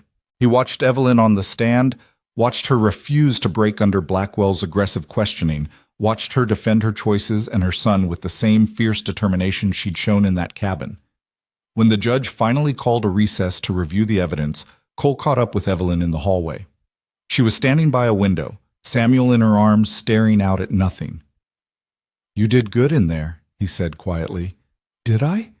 Evelyn's voice was hollow. I can't tell. I can't read him at all. Morrison's a hard man to read, but he heard you. I could see it. Evelyn turned to him, her eyes searching his face. What you said about love being a choice. Did you mean that? Cole's throat tightened. This wasn't the time or place for this conversation, but maybe there would never be a right time. Yes. And have you made that choice? He could lie, could deflect, could protect himself from the vulnerability of admitting feelings that might not be returned. But he'd just sworn on a Bible to tell the truth, and it seemed wrong to stop now. Yes, he said again. I have. Evelyn's eyes filled with tears, but before she could respond, Catherine appeared at Cole's elbow. They're calling us back in. The judge has made his decision. The walk back into that courtroom was the longest of Cole's life. Every step felt weighted with consequence, with futures being written and erased. Evelyn's hand found his and gripped tight, and he held on like she was the only solid thing in a tilting world. Judge Morrison settled himself behind the bench and looked out over the assembled crowd. I've reviewed the evidence and the arguments presented by both parties. This is not a simple case. On one hand, we have biological family ties and legitimate questions about the timing and motivation of certain legal arrangements. On the other, we have a mother's rights and evidence of neglect, potentially criminal neglect, by the petitioners. Cole's heart hammered against his ribs. Evelyn's hand trembled in his. However, the judge continued, the law is clear on several points. First, the marriage between Cole Riker and Evelyn Hart was conducted according to all legal requirements and is therefore valid. Second, Mr. Riker's adoption of Samuel Hart was properly filed and witnessed, making him the legal father regardless of biology. Third, and most importantly, the evidence suggests that the petitioner's treatment of Mrs. Riker was not only morally reprehensible, but potentially criminal. Abandoning a woman in labor during a blizzard could easily constitute attempted manslaughter. James Hart shot to his feet. Your Honor, that's outrageous. Sit down, Mr. Hart. The judge's voice cracked like a whip. I'm not finished. The petition for custody is denied. Samuel Riker will remain with his legal parents, Cole and Evelyn Riker. Furthermore, I'm ordering an investigation into the circumstances surrounding Mrs. Riker's departure from the Hart household. If evidence of criminal wrongdoing is found, charges may be filed. The courtroom erupted. The Hart brothers were shouting, their lawyers trying to call for order, spectators gasping and whispering. But Cole heard none of it. He heard only Evelyn's sob of relief, felt only her body sagging against his as the fear that had held her rigid for months finally released. "It's over," he said into her hair. "They can't touch him. It's over." But even as he said it, he saw James Hart's face across the courtroom, saw the cold fury there, and knew it wasn't truly finished. The legal battle might be won, but men like the Harts didn't accept defeat gracefully. They'd find another way to strike back. For now, though, none of that mattered. For now, they'd won. Samuel was theirs. The law had recognized what Cole had known in his bones since that night in the cabin, that this was his family, built from desperation and choice and something deeper than blood. They left the courthouse to a mixture of congratulations and cold stares. The town was divided, as towns always were when power got challenged. Some saw the Rikers as heroes who'd stood up to bullies. Others saw them as troublemakers who'd disrupted the natural order. Cole didn't care about either opinion. He cared about getting Evelyn and Samuel home. The ride back to the ranch was quiet, both of them too wrung out for conversation. Samuel slept peacefully, unaware that his future had just been decided by strangers in a formal room. As they climbed into the foothills and the ranch came into view, Evelyn finally spoke. "Thank you," she said softly, "for everything, for saving us, for marrying me, for fighting for Samuel, for making that choice you talked about." Cole pulled the wagon to a stop in the ranch yard and turned to face her fully. "I need to tell you something. What I said in court about love being a choice, that was true, but it was also incomplete." Evelyn's breath caught. "What do you mean?" "I mean, I didn't just choose to love you. I mean, I do love you. Not because it's convenient or expected or part of our arrangement, but because you're brave and stubborn and you refuse to break even when the whole world is trying to crush you. Because you make this ranch feel like a home instead of just a place I work. Because when I think about the future, I can't imagine it without you in it." Tears spilled down Evelyn's cheeks. "Cole, you don't have to say anything. I know that's not what you signed up for, but I needed you to know. Whatever happens from here, whatever our marriage becomes, you should know that for me it's real, completely real."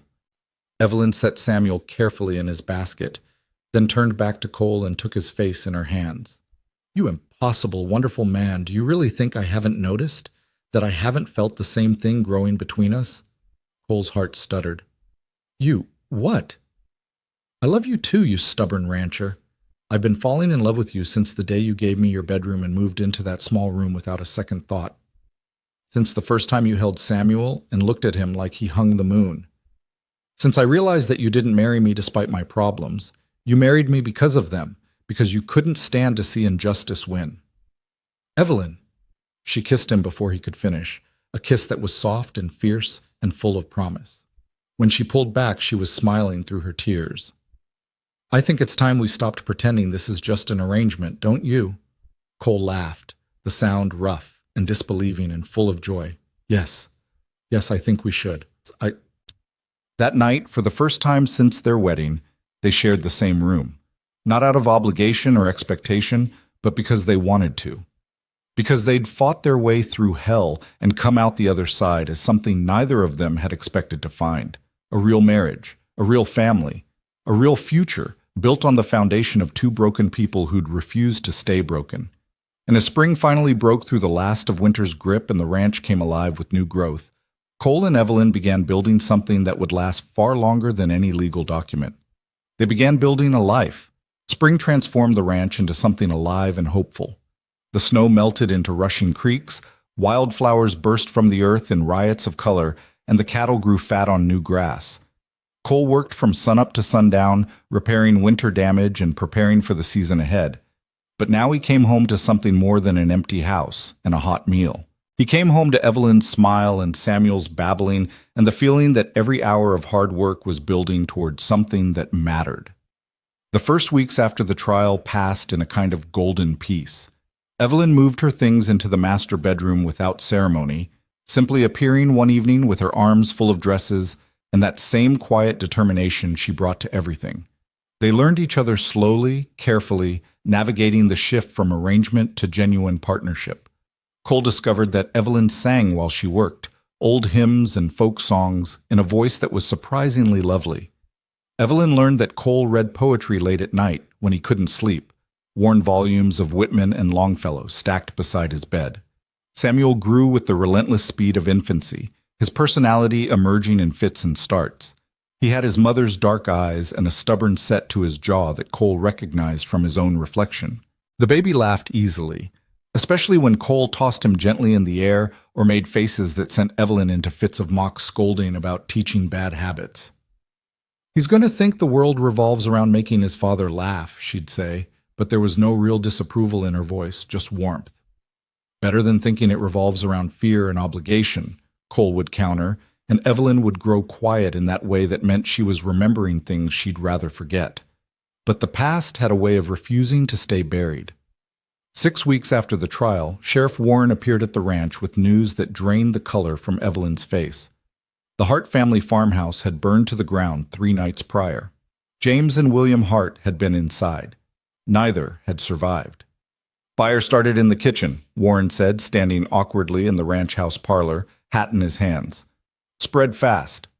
By the time neighbors saw the smoke, it was too late. They found both bodies in the main hall, looked like they were trying to get out." Cole felt Evelyn's hand find his, her grip almost painful. "How did it start?" he asked. "Can't say for certain. Overturned lamp, maybe. Spark from the stove."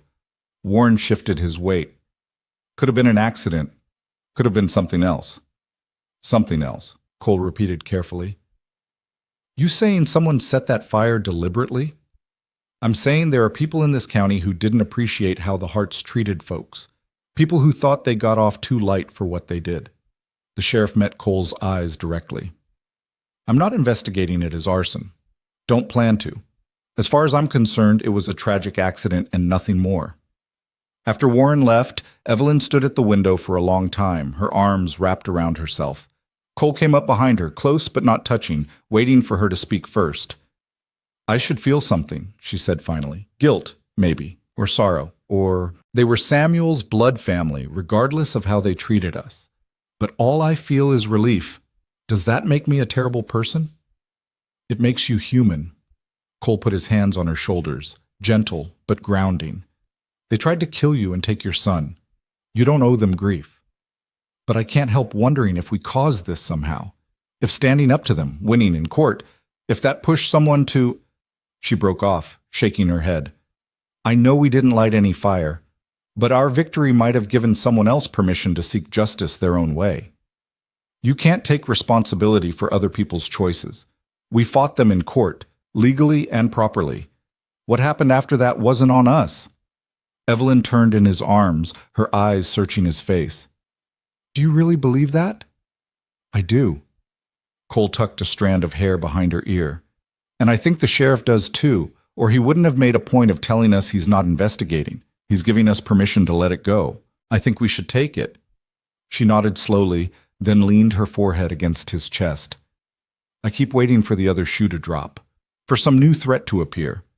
When do we get to just be happy without looking over our shoulders?" "Starting now," Cole said firmly.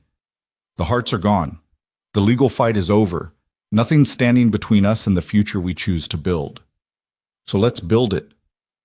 And they did. 2 weeks after the fire, a lawyer from Cheyenne arrived with papers that made Evelyn's breath catch. The Hart estate, what remained of it after debts were settled, had been left to Samuel as the last surviving heir. It wasn't the fortune the Harts had protected so jealously, but it was substantial, 30 acres of good farmland, some livestock, and enough cash to make a real difference. "They fought so hard to keep him from having any of this," Evelyn said, staring at the documents spread across the kitchen table. "And in the end, he inherited it anyway. There's something darkly poetic about that." Cole studied the land survey, his mind already working through possibilities. "This property borders our southern pasture. If we combine them, we'd have enough grazing land to double our herd." could build something significant.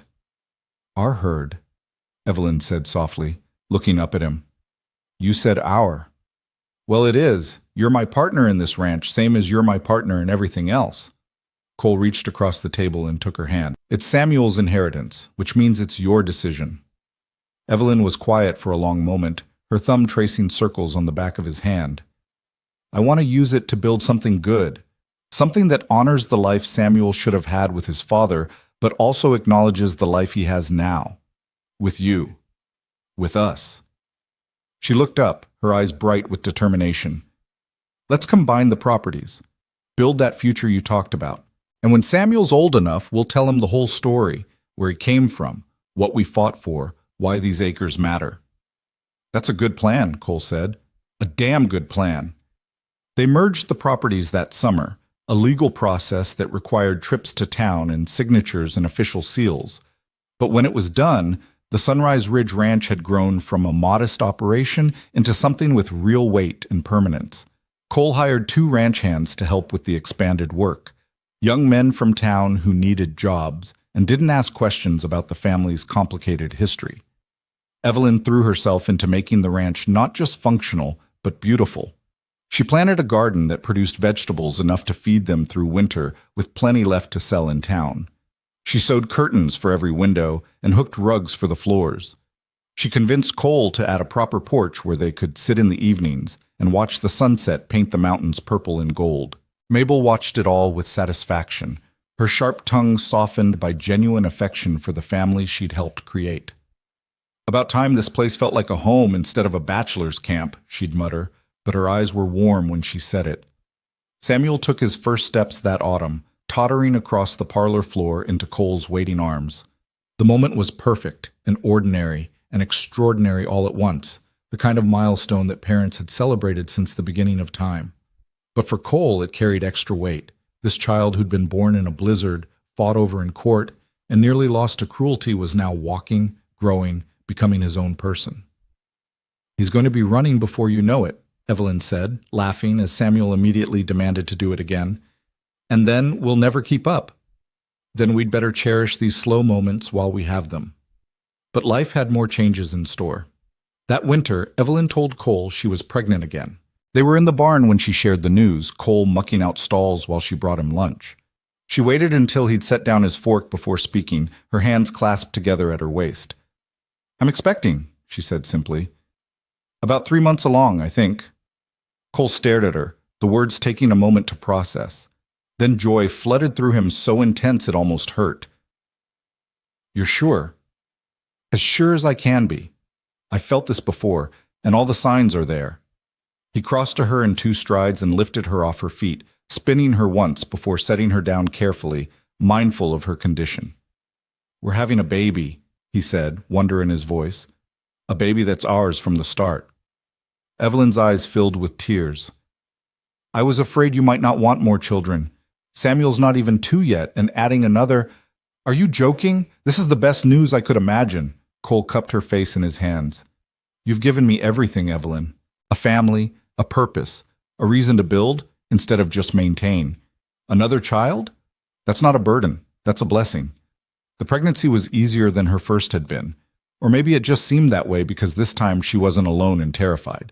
Cole fussed over her like she was made of glass, earning exasperated lectures from both Evelyn and Mabel about treating pregnant women like they were dying. But he couldn't help it. The thought of anything going wrong, of losing either her or the baby, was unbearable. Their daughter was born in late spring, delivered by the town doctor in the master bedroom, with Mabel assisting and Cole pacing holes in the hallway floor. When Mabel finally called him in, he found Evelyn exhausted but glowing, holding a tiny red-faced baby with a shock of dark hair. Meet your daughter, Evelyn said softly. I was thinking we could name her Rose, after your mother. Cole's throat closed. His mother had died when he was 15, taken by the same fever that had claimed his father a year later. He hadn't spoken her name in years, the grief too sharp. But looking at this perfect new life, he felt something shift. Not the pain leaving, but making room for something else. For continuation. For hope. Rose, he repeated hoarsely. Rose Riker, She'd have loved that. Samuel was fascinated by his new sister, toddling over to the cradle constantly to stare at her with wide, serious eyes. "Baby!" he'd announce proudly, like he'd personally created this marvel. Evelyn would laugh and pull him into her lap, explaining that he was the big brother now and had important jobs to do. The ranch thrived. Cole's careful management and the expanded acreage allowed them to build a herd that was the envy of surrounding counties. They weathered droughts and hard winters, prairie fires and cattle rustlers, but they weathered them together. Evelyn proved to have a head for numbers and took over the ranch accounts, her neat ledgers showing profits that steadily climbed year after year. They added to the house, building 2 more bedrooms for the children and a proper study where Cole could handle business without spreading papers across the kitchen table. They bought better horses, improved breeding stock, invested in equipment that made the work less backbreaking. But more than the physical growth, the ranch became a place people pointed to as proof that good things could come from hard beginnings. The story of Cole finding Evelyn in the blizzard became local legend, told with varying degrees of accuracy in saloons and churches across the county. Some versions made Cole out to be a saint, others cast Evelyn as a scheming woman who'd trapped a good man. Neither version was quite true, but Cole and Evelyn stopped trying to correct the record. They knew their own truth, and that was enough. Samuel grew into a serious, thoughtful boy who loved the ranch and showed early signs of having his father's way with animals. Rose was her mother's daughter, fierce and independent, quick to laugh, and just as quick to defend herself or her brother. 2 more children followed, a son they named Thomas after Evelyn's first husband, honoring the man who'd shown her kindness even if their marriage had been born of desperation, and another daughter they called Margaret after Mabel, who cried when they told her. The years accumulated like snow, each one adding layers to the foundation they'd built. Samuel learned to rope and ride, helped with roundups, proved himself capable and reliable. Rose demanded to learn everything her brother learned, refusing to be sidelined because of her gender. Thomas was quieter, more bookish, but showed a talent for understanding the land itself in ways that would serve the ranch well. Margaret was still small, but already showing signs of having inherited Mabel's sharp tongue and sharper wit. On their 10th wedding anniversary, Cole surprised Evelyn with a trip to town for dinner at the hotel restaurant, leaving the children with Mabel and spending an evening that felt stolen from their usual responsibilities. They dressed in their finest clothes and sat across from each other at a table lit by candles, and for a few hours they were just a man and woman enjoying each other's company. "Do you ever regret it?" Evelyn asked over dessert, taking on a pregnant stranger and all the complications that came with her. Cole reached across the table and took her hand, the same gesture he'd made 100 times before, but which never lost its meaning. Not once, not for a single moment. Even when the Harts were threatening to take everything? Even when the whole county was talking about us? Especially then, because that's when I learned what you were made of, what we were made of together. He smiled, the expression softening the weathered lines of his face. "You gave me a family, Evelyn. You gave me 4 children and a reason to build something that outlasts me. But more than that, you gave me yourself, your strength, your love, your partnership. How could I regret the best decision I ever made?" Evelyn's eyes shimmered with tears. "I was so scared that night. In the storm, in the cabin, in the courtroom. Scared of dying, scared of losing Samuel, scared of hoping for something good, because every time I'd hoped before, it had been ripped away. But you never wavered, never doubted. You just kept choosing me, choosing us, until I finally believed we deserved to be chosen. You always deserved it. I just helped you see it." They walked home through the spring darkness, hand in hand, talking about everything and nothing. About Samuel's growing interest in horse breeding and Rose's insistence on learning to shoot. About Thomas's latest obsession with cataloging every plant on the property and Margaret's campaign to convince them she needed a puppy. About the ranch's future and their children's futures and all the tomorrows they'd build together. When they reached the house, Cole pulled Evelyn close before they went inside. The night was clear, stars scattered across the sky like salt, and somewhere in the distance a coyote called. It was the same land where he'd heard her screams in a blizzard 10 years ago, but it felt like a different world now. A better one. "I love you," he said simply, in case I don't say it enough. "You say it every day." in 100 different ways. Evelyn rose on her toes and kissed him. But I never get tired of hearing it. Inside, Mabel had put the younger children to bed, but Samuel and Rose were still awake, building something elaborate with wooden blocks in the parlor. They looked up when their parents entered, and Rose immediately launched into an explanation of the fort they were constructing and why it needed to be exactly this size and shape. Cole listened with half his attention, the other half absorbed in simply watching his family. His children, healthy and happy and safe. His wife, beautiful in the lamplight, laughing at something Samuel said. His life, built from desperation and choice and love that had grown from the smallest spark into something that warmed everything it touched. Years later, when Samuel was grown and running the ranch alongside his father, when Rose had married a neighboring rancher and started her own family, when Thomas had gone east to study agriculture and brought back ideas that revolutionized their operation, when Margaret had become the town's first female lawyer and made a name fighting for women's rights. When all of this had come to pass, Evelyn finally sat down to write the story. She was in her 60s by then, her dark hair streaked with gray, her hands marked by decades of hard work. But her mind was sharp and her memories were clear, and she felt compelled to put it all down before time could steal the details. She wrote about the blizzard and the cabin and the man who'd heard her screams and refused to ride away. She wrote about the legal battles and the fear and the moments when everything hung by a thread. She wrote about falling in love with her husband slowly, like ice melting in spring, until one day she looked at him and couldn't remember what her life had been before he was in it. But mostly she wrote about the children, about Samuel, who'd been born in a storm and grown up to be a man of quiet strength and deep compassion. About Rose and Thomas and Margaret and the two who'd come after them, each one a different expression of the love that had built this family. About the ranch that had grown from a place of refuge into a legacy that would outlast them all. She wrote about how a woman cast out to die had instead found life, how a man who'd thought himself too old and too settled for family had discovered he'd just been waiting for the right one, how love didn't always arrive with trumpets and romance. Sometimes it came in the form of a stranger who chose to stop when everyone else would have ridden past. On her last page, Evelyn wrote this: "They say love is a lightning strike, a moment of magic that changes everything in an instant. But that's not the whole truth.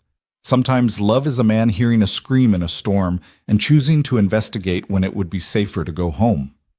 Sometimes it's a woman trusting a stranger with her life and her child's life because she has no other choice. Sometimes it's two people deciding to be partners before they're ready to be lovers, and learning as they go that partnership is its own kind of love. Our story didn't start with romance. It started with survival. But survival became protection. Protection became partnership. Partnership became love. And love became everything else. Our children, our ranch, our life. All of it grew from that one moment when Cole Riker heard my screams and chose to help instead of riding away. So if you're reading this years from now, if you're one of our grandchildren or great-grandchildren wondering where you came from, this is your answer. You came from a choice, from kindness in the face of cruelty, from love that was built one day at a time until it became strong enough to weather anything. You came from a blizzard and a man who wouldn't let it win, and that is the greatest legacy I can imagine." Evelyn set down her pen and looked out the window at the ranch spread below, at the land that had become home, at the life she'd built from nothing. Cole was in the south pasture with Samuel and Thomas, checking fence lines before winter set in. Rose was in the barn with her own children, teaching them to ride the way her father had taught her. Margaret was in town, probably arguing with some judge about women's suffrage or property rights. The house was full of voices and laughter and the kind of comfortable chaos that comes from a large, loving family. It was everything Evelyn had never dared hope for during those dark months with the Hearts. Everything she'd thought she'd lost the night they threw her into the storm. But she hadn't lost it. She'd found it in the most unlikely place, in the arms of a man who'd proven that heroism wasn't about grand gestures or perfect timing. It was about showing up, about doing what was right when it would be easier to do nothing, about choosing love over convenience again and again until that choice became the bedrock of a life. When Cole came home that evening, tired and dirty from a day's work, he found Evelyn in the study with the manuscript spread before her. He read over her shoulder in silence, then pressed a kiss to the top of her head. "You got it right," he said simply. Did I? Every word. He pulled up a chair beside her. Though you could have mentioned how stubborn you were about accepting help in those early days. Evelyn laughed. And you could have mentioned how you burned 3 dinners in a row trying to prove you didn't need Mabel's help in the kitchen. We were both stubborn, still are. Cole took her hand, his thumb tracing the gold band she'd worn for over 30 years. But we were stubborn together, and that made all the difference. They sat in comfortable silence as darkness fell outside and the house settled around them. Somewhere above them, their grandchildren were being put to bed with stories and songs. Somewhere beyond the windows, the ranch hummed with life they'd created and sustained. And in that quiet moment, with their hands clasped and their story complete, Cole and Evelyn Riker knew a truth that couldn't be written in any book.